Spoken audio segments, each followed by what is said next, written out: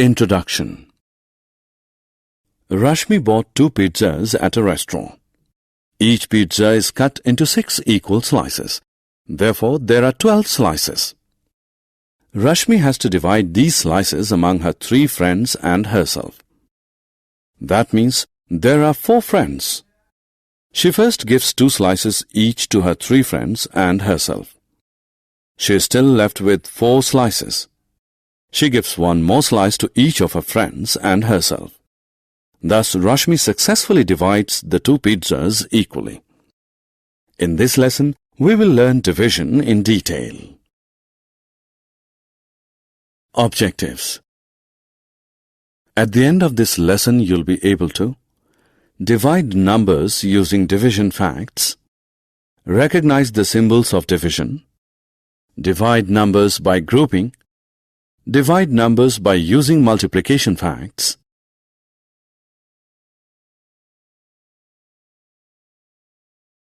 divide numbers by multiples of 10, divide numbers by 1 and 2-digit divisors, and estimate the result of a division operation. Division facts 1. Division is splitting a number into several equal groups. For example, when we divide 6 by 3, we split 6 into 3 equal groups of 2 each. Numbers cannot be divided by 0 because it is impossible to split a number into 0 groups. 0 divided by any number is 0 because when 0 is split into groups, the result is also 0. When a number is divided by 1, the result is the number itself. 1 divided by 1 is 1. 2 divided by 1 is 2. 3 divided by 1 is 3, and so on.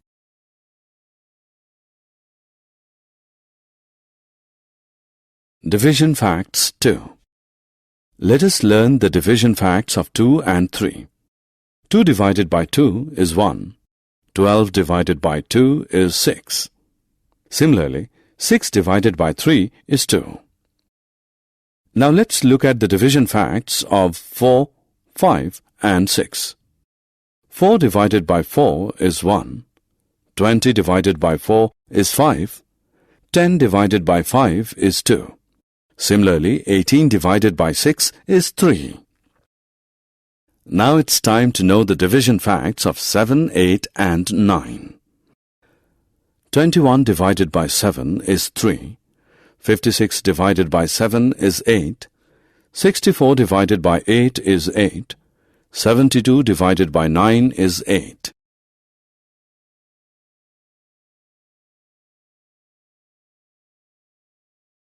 Division symbols. Look at these symbols. These are division symbols. We use these symbols to indicate a division operation. For example, 4 divided by 2 can be written as 4 divided by 2, or 4 by 2, or 4 upon 2.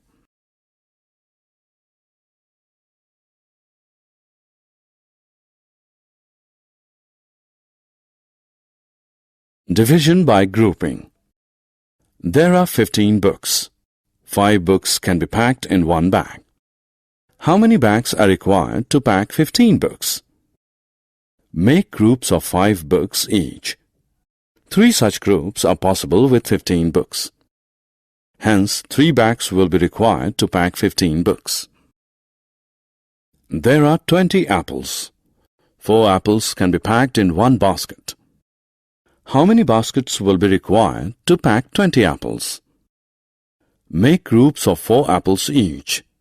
5 such groups are possible with 20 apples. Hence, 5 baskets will be required to pack 20 apples.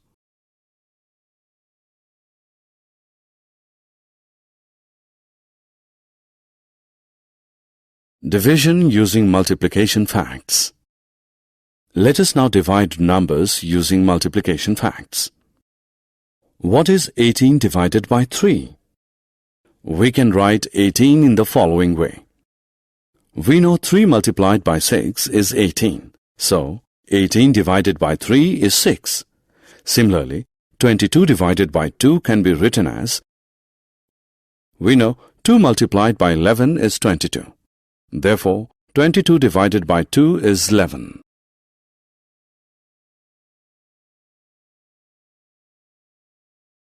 Division by multiples of 10.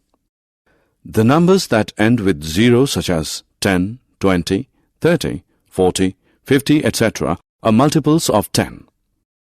Let us divide 400 by 5. 400 can also be written as 40 into 10. We know 40 divided by 5 is 8. So, 40 into 10 divided by 5 is 8 into 10 or 80. Similarly, let us find the result of 6400 divided by 8. 6400 can be written as 64 into 100. 64 divided by 8, as we know, is 8. So, 64 into 100 divided by 8 is 8 into 100 or 800. Now divide 647 by 10. We recall 10's table and find a number such that the number when multiplied by 10 lies close to 64. 10 into 6 is equal to 60. Subtract 60 from 64 to get 4. Drag 7 down. We have 47. 10 into 4 is equal to 40. Subtract 40 from 47 to get 7. So the remainder is 7. Therefore, we can say that 647 divided by 10 leaves a remainder 7.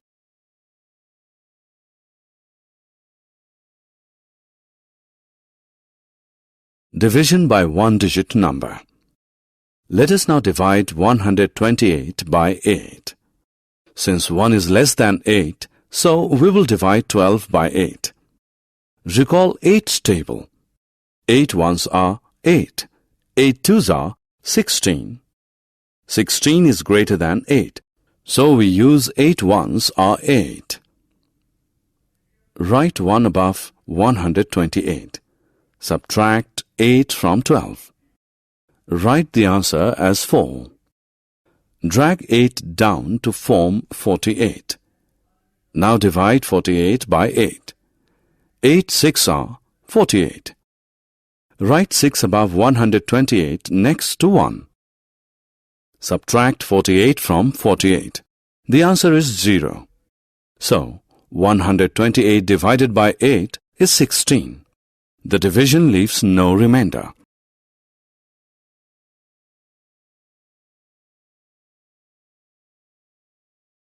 Division by two-digit number. Divide 866 by 21. Since 8 is less than 21, divide 86 by 21. 21 into 4 is equal to 84. Write 4 above 866 and subtract 84 from 86 to get 2. Drag 6 down to form 26. Now divide 26 by 21. 21 into 1 is equal to 21. Place 1 above 866 next to 4 and subtract 21 from 26 to get 5. 5 is the remainder. Thus, 21 cannot divide 866 exactly. 866 divided by 21 is 41 with the remainder 5. Estimation. Which is that number that falls between 5 and 10 and is divisible by both 2 and 3? Recall the tables of 2 and 3. What is the number that comes between both 2 and 3? That number is 6, and 6 falls between 5 and 10. So we can say that 6 is the number that can be divided by both 2 and 3.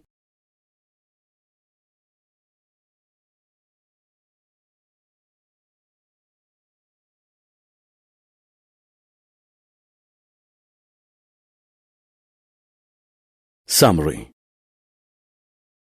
Let us summarize what we have learned.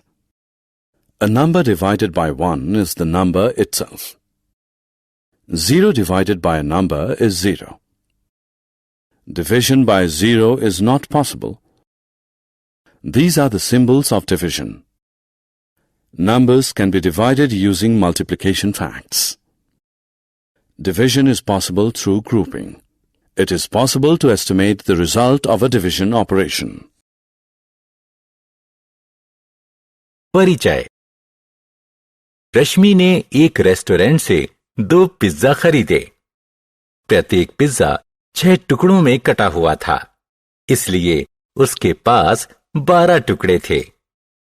रश्मि को ये pizza अपने 3 दोस्तों और खुद के बीच बांटना था। इसका अर्थ है कि वे कुल 4 दोस्त थे। पहले उसने अपने तीनों दोस्तों और खुद को 2-2 टुकड़े दिए। उसके पास अभी भी 4 टुकड़े बच गए। उसने अपने समेत हर एक को 1 टुकड़ा फिर दिया। इस प्रकार रश्मि ने पिज्जा को सफलतापूर्वक बराबर बराबर बांटा। इस पाठ में हम भाग के बारे में विस्तार से सीखेंगे। आओ सीखें। भाग के नियमों का प्रयोग करके संख्याओं में भाग देना। भाग के प्रतीक चिन्ह को पहचानना। संख्याओं को समूह में भाग देना। गुणन के नियमों की सहायता से संख्याओं में भाग देना। 10 के गुणज से भाग देना। संख्याओं को 1 या 2 अंकों के भाजक से भाग देना। किसी भाग संक्रिया के भागफल का आकलन करना। भाग का नियम 1। भाग किसी संख्या को कई बराबर समूह में बांट देता है। उदाहरण स्वरूप, जब हम 6 को 3 से भाग देते हैं तो हम 6 को 2 के 3 बराबर समूहों में बांट देते हैं। किसी संख्या को 0 से भाग नहीं दिया जा सकता, क्योंकि किसी संख्या को 0 समूहों में बांटना संभव नहीं है।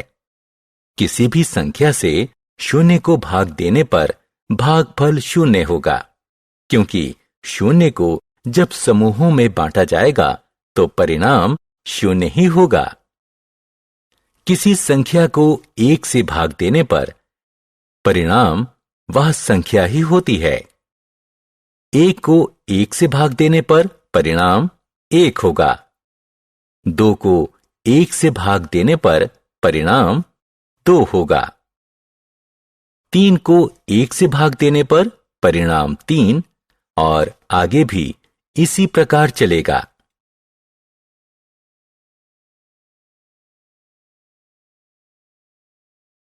भाग का नियम 2। आइए 2 और 3 के भाग के नियम सीखें। 2 को 2 से भाग देने पर परिणाम 1 होगा। 12 को 2 से भाग देने पर परिणाम 6 होगा। इसी प्रकार 6 में 3 से भाग देने पर परिणाम 2 होगा। अब आइए 4, 5 और 6 के भाग के नियम देखें। 4 को 4 से भाग देने पर परिणाम 1 होगा। 20 को 4 से भाग देने पर परिणाम 5 होगा। 10 को 5 से भाग देने पर परिणाम 2 होगा। इसी प्रकार 18 में 6 से भाग देने पर परिणाम 3 होगा। अब 7, 8 और 9 के भाग के नियम जानने का समय है। 21 को 7 से भाग देने पर परिणाम 3 होगा। 56 को 7 से भाग देने पर परिणाम 8 होगा। 64 को 8 से भाग देने पर परिणाम 8 होगा। 72 को 9 से भाग देने पर परिणाम 8 होगा।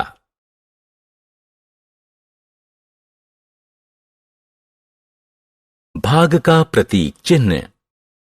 इन चिन्हों को देखिए। ये भाग के चिन्ह हैं।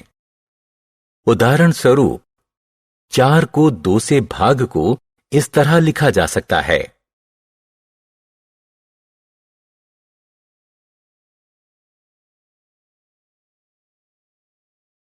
समूह बनाकर भाग। यहां 15 किताबें हैं। 5 किताबों को एक थैले में रखा जा सकता है। 15 किताबों को रखने के लिए कितने थैले चाहिए? 5-5 किताबों का समूह बना लो। 15 किताबों से ऐसे 3 समूह बनेंगे। अतः 15 किताबें रखने के लिए 3 थैलों की जरूरत पड़ेगी। यहां 20 सेब हैं। एक टोकरी में 4 सेब रखे जा सकते हैं। 20 सेब रखने के लिए कितनी टोकरियों की जरूरत पड़ेगी? 4-4 सेबों का समूह बनाइए। 20 सेबों से ऐसे 5 समूह बनेंगे, इसलिए 5 टोकरियों की जरूरत पड़ेगी।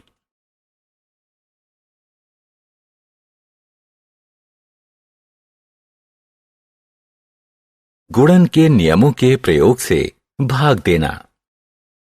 आइए अब गुणन के नियमों के प्रयोग से भाग देना सीखें। 18 को 3 से भाग देंगे तो परिणाम क्या होगा? हम 18 को निम्नलिखित तरीके से भी लिख सकते हैं। 3 गुणा बराबर 18। हम जानते हैं कि 3 को 6 से गुणा करने पर गुणनफल 18 होगा। अतः 18 को 3 से भाग देंगे तो परिणाम 6 होगा। इसी तरह 22 को 2 से भाग को निम्नलिखित तरीके से लिखा जा सकता है। 2 गुणा बराबर 22। हम जानते हैं कि 2 का 11 से गुणा करने पर गुणनफल 22 होता है। इसलिए 22 को 2 से भाग देने पर परिणाम 11 होगा। 10 के गुणज से भाग। जिनकी संख्याओं का अंतिम अंक 0 होता है वो 10 की गुणज होती हैं। आइए 400 को 5 से भाग दें। 400 को 40 गुणा 10 लिखा जा सकता है।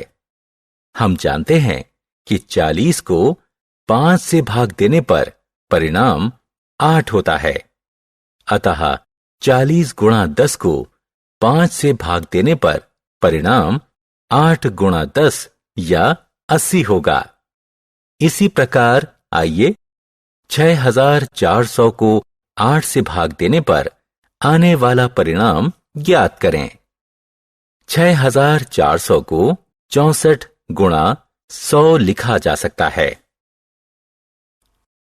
64 को 8 से भाग देने पर परिणाम 8 होगा। अतः 64 गुणा 100 को 8 से भाग देने पर परिणाम 8 गुणा 100 या 800 होगा। अब 647 को 10 से भाग दें। हम 10 का पहाड़ा याद करते हैं और ऐसी संख्या प्राप्त करते हैं जिसका 10 से गुणनफल 64 के पास हो। 10 गुणा 6 बराबर 60। 64 में 60 घटा दीजिए, परिणाम 4 बचेगा। 7 को नीचे लाइए, हमारे पास 47 हैं। 47 में से 40 घटा देने पर 7 प्राप्त हुआ। इस प्रकार शेष 7 बचा। अतः हम कह सकते हैं कि 647 को 10 से भाग देने पर शेष 7 बचता है।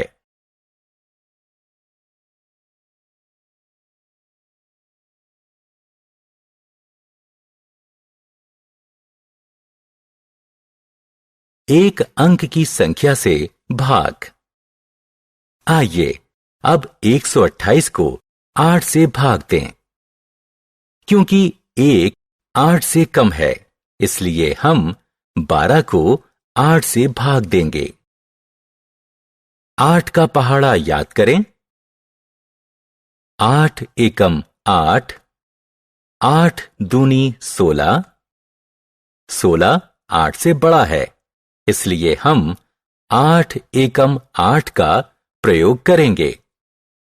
128 के ऊपर 1 लिखिए।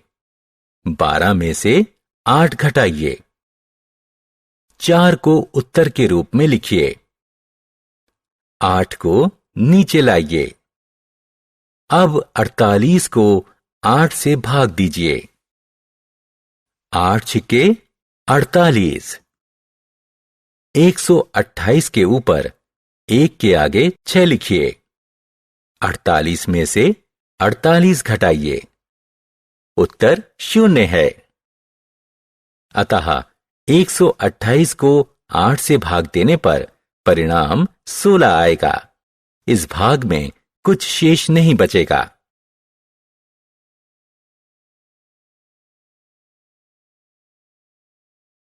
दो अंकों की संख्या से भाग। 866 को 21 से भाग दीजिए। क्योंकि 8 21 से छोटा है, इसलिए 86 को 21 से भाग दीजिए। 21 गुणा 4 बराबर 84। 866 के ऊपर 4 लिखिए और 86 से 84 को घटा दीजिए। परिणाम 2 आएगा। 6 को नीचे लाकर 26 प्राप्त कीजिए। अब 26 को 21 से भाग दीजिए। 21 गुणा 1 बराबर 21। 1 को 866 के ऊपर 4 के आगे रखिए और 26 से 21 घटा दीजिए। परिणाम मिलेगा 5। 5 शेषफल है। अतः 21 से 866 में पूरा भाग नहीं दिया जा सकता। 866 में 21 से भाग देने पर शेषफल 5 के साथ परिणाम 41 होगा। आकलन। वह कौन सी संख्या है जो 5 और 10 के बीच पड़ती है और 2 एवं 3 दोनों से विभाजित होती है? 2 एवं 3 का पहाड़ा याद करें। कौन सी संख्या 2 और 3 दोनों के पहाड़े में आती है? वह संख्या है 6 और 6 ही 5 और 10 के बीच पड़ती है। अतः हम कह सकते हैं कि 6 ही वो संख्या है जो 2 और 3 दोनों से विभाजित होती है। हमने क्या चर्चा की? किसी संख्या को 1 से भाग देने पर परिणाम वह संख्या ही होती है। 0 को किसी संख्या से भाग देने पर परिणाम 0 होता है। 0 से भाग देना संभव नहीं है। ये भाग के प्रतीक चिन्ह हैं। गुणन के नियमों की सहायता से संख्याओं को भाग दिया जा सकता है। समूह बनाकर भाग संभव है। किसी भाग संक्रिया के परिणाम का आकलन किया जा सकता है।